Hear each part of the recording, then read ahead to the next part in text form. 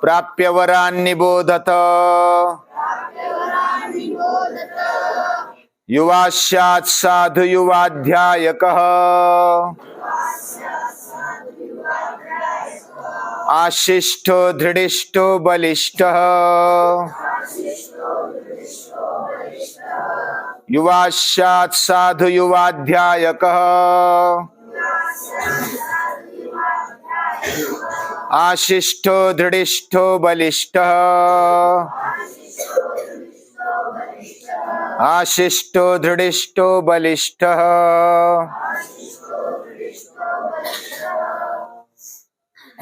युवा दिन की सभी को शुभकामनाएं। और इस युवा दिन पर जो भी पूरी दुनिया स्वामी विवेकानंद को याद करती है, स्वामी विवेकानंद युवाओं के, युवतियों के आदर्श है,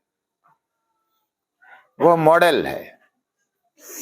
उन्होंने जो भी संदेश दिया आज भी पूरी दुनिया के युवाओं को, तरुणों को प्रेरणा देते हैं। इतने प्रभावी विचार उनके हैं। वे ऐसा बोलते हैं कि ये विचार मेरे नहीं हैं, ये तो वेदों में, उपनिषदों में दिए हुए विचार है। और ऐसे कैसे विचार है कि जो हमारे लिए पूरे तेजदायी है, प्रेरणादायी है।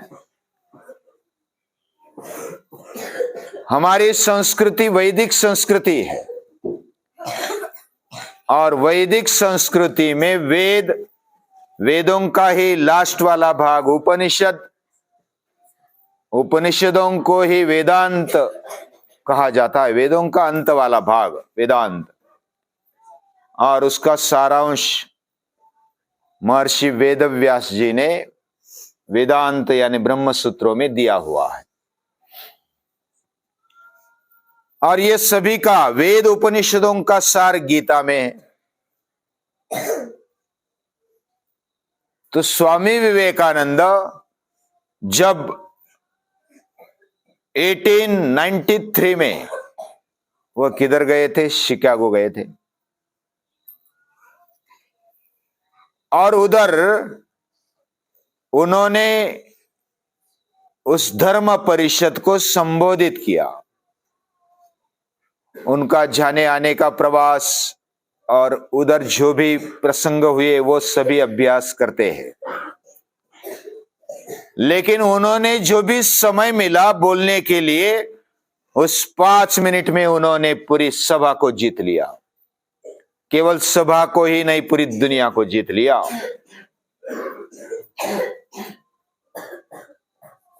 My divine brothers and sisters, ऐसा बोल करके उन्होंने एक नाता जोड़ा।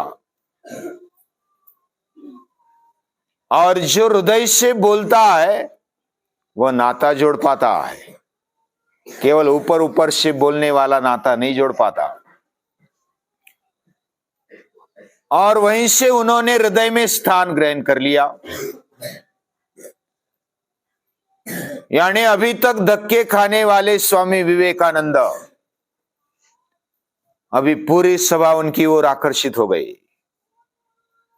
ये साधु है, सन्यासी है, युवान है, लेकिन बहुत ही बुद्धिमान है, बहुत ही स्थिर है, प्रसन्न है, आनंदी है। ये कहां से आता है, किधर से आया? ये सब शक्तिशाली है। उन्होंने जो संदेश दिया है, और वो भारतीय संस्कृति का संदेश, वेदों का, उपनिषदों का संदेश है। उत्तिष्ठत जागृत प्राप्य वरान् निबोधत। उठो, जागो और श्रेष्ठों को मिलकर उनसे बोध ले लो। जब तक लक्ष्य नहीं मिलता तब तक रुको नहीं। ये स्वामी विवेकानंद बोलते हैं। किसी भी एक कल्पना को ले लो, उच्च कल्पना को ले लो और उस पर अपना पूरा जीवन लगा दो। ये बात वो कहते हैं। उन्होंने सभी से नाता जोड़ा और वह दैवी नाता जोड़ा है। यानी कोई भी धर्म, कोई भी संप्रदाय, कोई भी दुनिया का आदमी, ये एक दूसरे से जुड़ा हुआ है। वसुधैव कुटुंबकम की भावना उन्होंने खड़ी की। और ये जो गीता ग्रंथ है ना, एक प्रसंग हुआ उस समय कि सभी ने अपने अपने धर्म ग्रंथ लाए थे और वो सब टेबल पर रखने के लिए बोले। और जब स्वामी विवेकानंद को बोल दिया गया तो उन्होंने गीता रख दी, श्रीमद् भगवद गीता,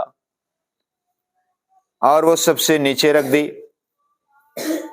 सबसे नीचे रखी, ऊपर फिर सभी को हमारा ग्रंथ पहला दिखना चाहिए तो ऊपर ऊपर रखा लास्ट में। बाकी के ग्रंथ तो बड़े बड़े थे, तो बाकी लोग बोले कि गीता बहुत छोटी है, ये तो सभी के नीचे दब जाएगी, ये कहाँ दिखती है, इसमें कुछ नहीं है ज्यादा, क्या होगा इसमें। तो स्वामी विवेकानंद बोलते हैं ये तो सभी का आधार है, सभी का फाउंडेशन ये श्रीमद् भगवद गीता है। तो किसी ने उसको निकाला और ऊपर रखा, और सभी से नीचे फाउंडेशन होने पर भी ये पूरे शिखर पर पहुंचाने वाली है। हमारे खुद के जीवन को ऊंचाई तक पहुंचाने वाली अगर कोई विचारधारा है, कोई ग्रंथ है, तो वह है गीता। सभी को मार्गदर्शन करने वाली है, खास करके युवाओं को मार्गदर्शन करने वाली है। और सभी युवा रहना चाहते, बनना चाहते, कोई बूढ़ा बनना नहीं चाहता। दुनिया में किसी को भी पूछो, बूढ़ा है तो भी वो बूढ़ा अपने आप को नहीं मानता है, लेकिन शरीर जर्जर हो जाता है तो बूढ़ा मानना पड़ता है अपने आप को। लेकिन युवा कैसा होना चाहिए, तैत्तरीय उपनिषद में स्वामी विवेकानंद बोलते हैं युवा साधु, युवा होना चाहिए साधु, यानी सरल, प्रामाणिक, सज्जन। यानी केवल बाह्य रूप से गंध लगा दिया, माला पहनाई और साधु बन गया, ऐसा नहीं। साधु यानी सरल, आड़ा टेढ़ा न चलने वाला, प्रामाणिक। जो भी अंदर है वही बाहर, जो बाहर दिखता है वही अंदर, पूरा दूरदर्शी, पारदर्शी है। ऐसा युवा होना चाहिए, होता भी है। पूजनीय दादाजी बोलते हैं कि मेरी श्रद्धा है, मेरा विश्वास है। मेरी श्रद्धा किस पर है? 3 बातों पर है। पहला, युवान पर मेरा विश्वास है, उनमें ऊर्जा है, वो डेयरिंग करते, वह कोई भी कार्य हो, समस्या हो, संकट हो, आगे आते और लड़ने के लिए तैयार होते। संस्कृति को उठाने के लिए, उसके लिए बलिदान देने के लिए अगर कोई तैयार होता है तो युवान होता है पहले।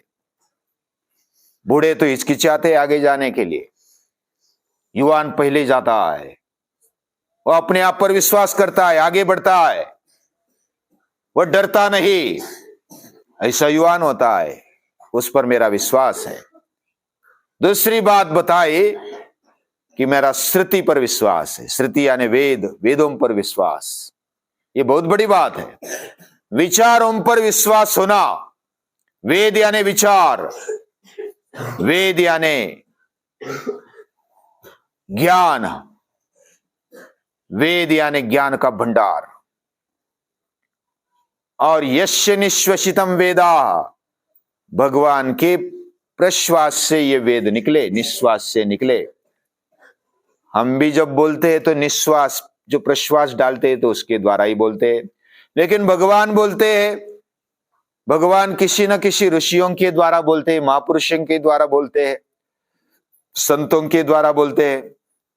उनके द्वारा बोले गए भगवान के जो शब्द है वह ऋचा बन गई, मंत्र बन गए, और वही वेद बन करके हमारे सामने आ गए।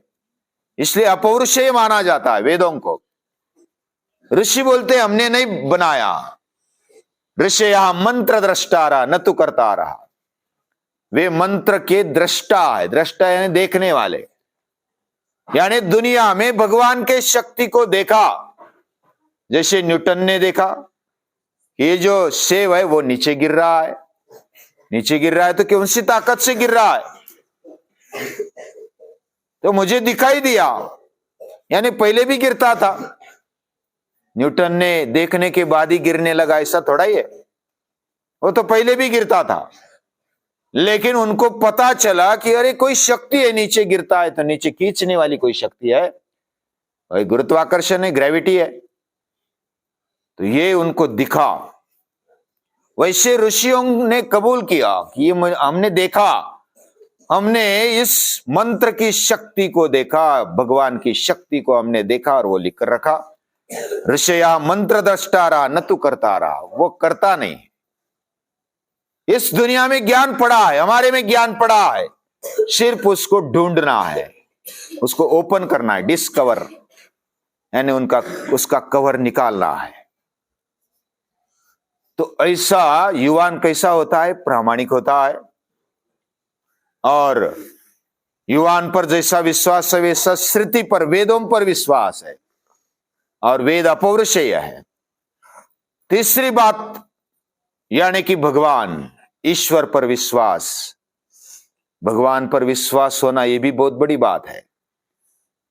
जो खुद पर विश्वास रख सकता है, स्वामी विवेकानंद बोलते हैं, जो खुद पर विश्वास रख सकता है वही भगवान पर विश्वास रख सकता है।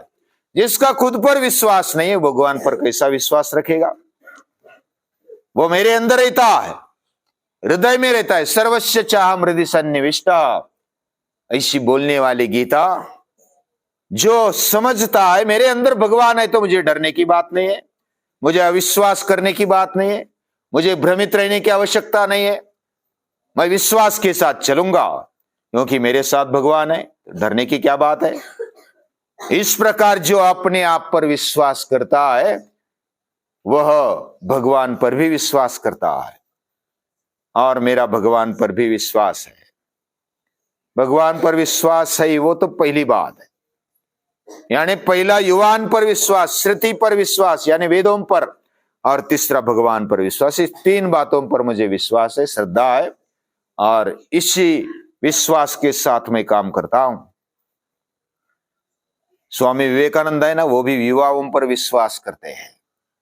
युवाओं में शक्ति है। वो कैसा है? वो सरल है, प्रामाणिक है, वो अभ्यासु है, जानने के लिए इच्छा करता है, जिज्ञासु है। युवाध्याय का आशिष्टा, वो आशा रखता है, यानी आशावान है, दुर्दम्य आशा उसके जीवन में देखने को मिलती है। वो निराशा से भरा नहीं है। निराशा वाला तो रोते बैठता है, युवान रोता नहीं है, वो हिम्मत करके आगे बढ़ता है, ऐसा युवान होता है। और जो रोने वाला है ना, वो निराशा से युक्त होता है, और निराशा से युक्त हो गया तो वह युवान नहीं होता। आजकल युवान भी बूढ़े बनने लगे। 20 years ओल्ड यानी बूढ़ा, 20 साल का बूढ़ा। लेकिन सच्चा युवान कौन है? जो सचमुच ऊर्जा से भरा हुआ है, उसकी शक्ति, उसका शरीर बलवान है, उसके इंद्रिय सक्षम है, उसका मन मजबूत है, वो संवेदनशील भी है, और सतत विकास की ओर जाने वाला मन उसके पास है। वह कभी नीचे आने का सोचता नहीं, वह कभी रुकने का सोचता नहीं, सतत आगे बढ़ने वाला ये युवान होता है। और फिर उसकी बुद्धि विवेकी है, और वो अपने बलबूते पर खड़े होता है, वह युवान है। वो आशावान है, कभी आशा छोड़ता नहीं, मरते दम तक मर जाएगा फिर भी आशा नहीं छोड़ेगा। दुर्दम्य आशा अगर किधर देखने को मिलती है तो वो युवानों में है। आशिष्टा, दृढ़िष्ठा, वह दृढ़ निश्चय है, एक बार संकल्प किया तो उसको डिगाने वाला कोई नहीं होता। भीष्म पितामह को याद करते तो 180 साल के होने पर भी वो युवान है। वैसा तो युवानों की व्याख्या क्या की है?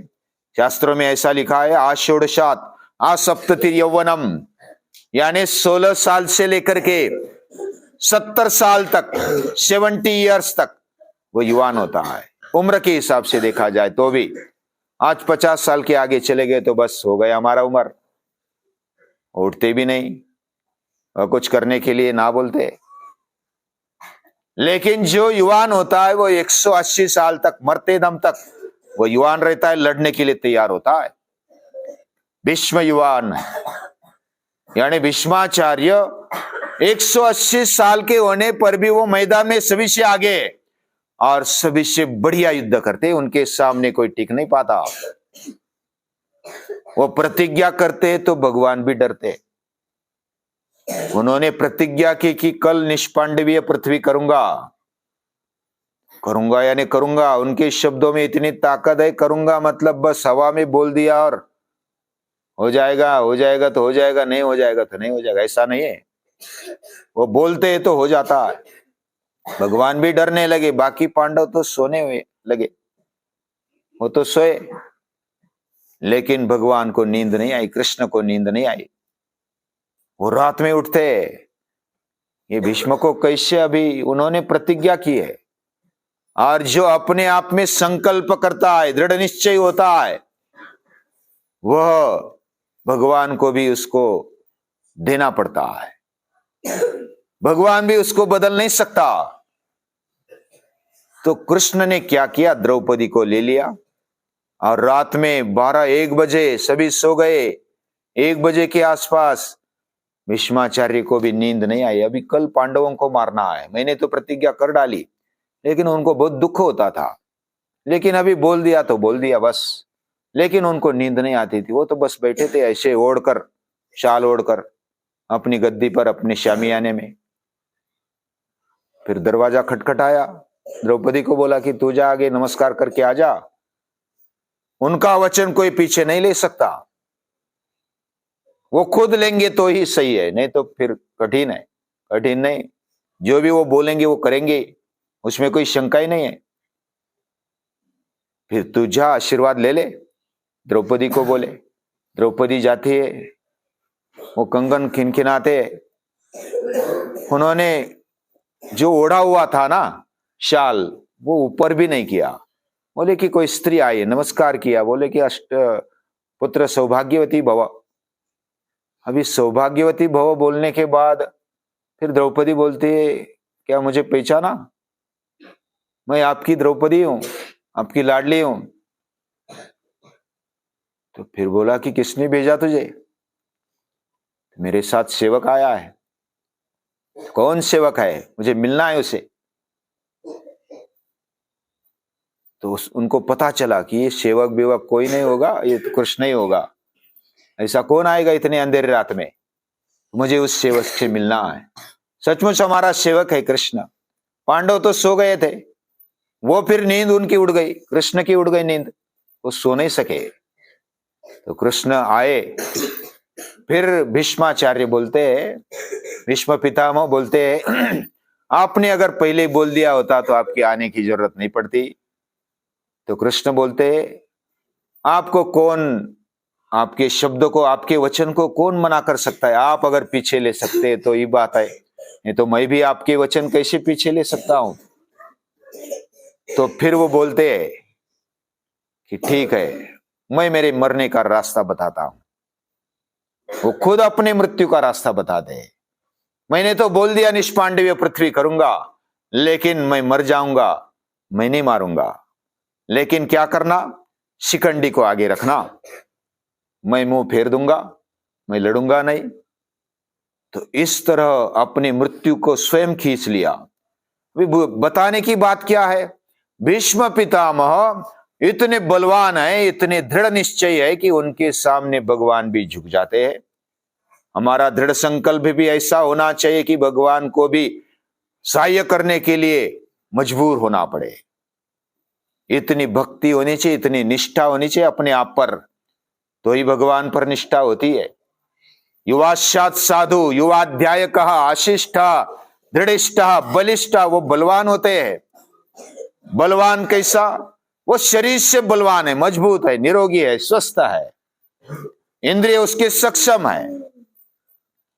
वह मन से मजबूत है, बुद्धि से भी मजबूत है, उसकी बुद्धि स्थिर है, वह आत्मनिर्भर है, वह आत्मिक दृष्टि से भी बलवान है। नायम आत्मा बलहीन न लभ्या, बलहीन आदमी को आत्मशक्ति नहीं मिलती। यह आत्मशक्ति प्राप्त करने के लिए हमें बल चाहिए, निर्बल आदमी प्राप्त नहीं कर सकता। तो स्वामी विवेकानंद क्या बोलते हैं? बलवान बनो। हमारे नसें लोहे की होनी चाहिए, पोलादी होनी चाहिए, हमारा शरीर पोलादी होना चाहिए। हम भी बना रहे, इधर सूर्य नमस्कार कर रहे 111 रोज, तो पोलादी बनेगा ही बनेगा, उसमें कोई शंका नहीं है। जो व्यायाम करेगा, खाएगा, पिएगा तो बलवानी बनेगा। व्यायाम करेगा, समय पर उठेगा, और बुद्धि भी उसकी प्रगल्भ होनी चाहिए, अभ्यास भी करेगा। तो अभ्यास करेंगे, एक तरफ अभ्यास है वेदोपनिषदों का, हमारी संस्कृति का और पूरे विज्ञान का, उसका अभ्यास अगर करेंगे, और एक तरफ शरीर बलवान है, बुद्धि प्रगल्भ है, तो दुनिया में उसको कोई रोक नहीं सकता। इतना वो युवान ऐसा बन जाता है। स्वामी विवेकानंद हमारे लिए यह संदेश देते, उठो जागो, उठ जाओ, जग जाओ, और लक्ष्य के सामने ऐसे दृढ़ बन जाओ कि रुको मत। यानी जब तक लक्ष्य नहीं प्राप्त करते तब तक रुकना नहीं। उठो जागो, लक्ष्य तक ऐसे चलो कि रुको नहीं। और जो भी बड़े हैं उनके सामने आदर पूर्वक नम्रता से आगे जाकर के बोध ले लो, मार्गदर्शन ले लो, वही हमें सही रास्ता बताएंगे। ये बात स्वामी विवेकानंद बोलते हैं। युवा दिन के दिन स्वामी विवेकानंद को याद करते हैं, सभी भारत माता को याद करते हैं, वेद उपनिषदों को याद करते हैं, श्रीमद् भगवद गीता को याद करते हैं, और उनको दिल से, हृदय से नमस्कार करते हैं।